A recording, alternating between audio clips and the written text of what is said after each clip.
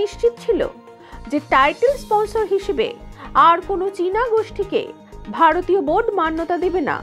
সেই সময় টাটার প্রবেশ, সেটাই দীর্ঘস্থায়ী হতে চলেছে। আগামী 5 বছরের জন্য আইপিএল এর স্পন্সর হলো টাটা গোষ্ঠী।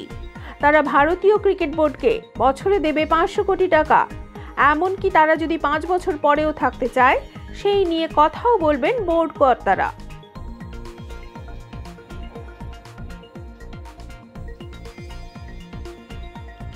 আইপিএল এর টাইটেল স্পন্সর হওয়ার জন্য নিলামের দরপত্র ভারতীয় বোর্ডের তরফে কয়েকদিন আগেই ডাকা হয়েছিল, যাতে অংশগ্রহণ করেছিল টাটা, আদিত্য বিড়লার মতো বড় বড় ব্যবসায়ী গোষ্ঠীরা।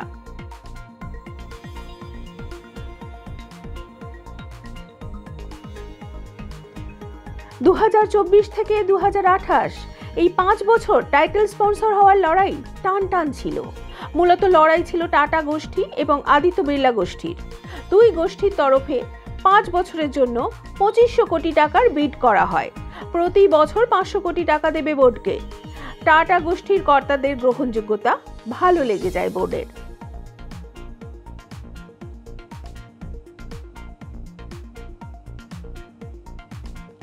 এমনকিও বলা হয়, শুক্রবার বিকেলের মধ্যে দরপত্র অনুযায়ী 500 কোটি টাকার বিড করতে হবে।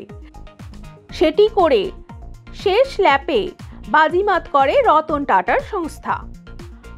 না, আইপিএলকে টাটা বাই বাই নয়, বরং এটা বলাই উচিত টাটা আইপিএল 2024।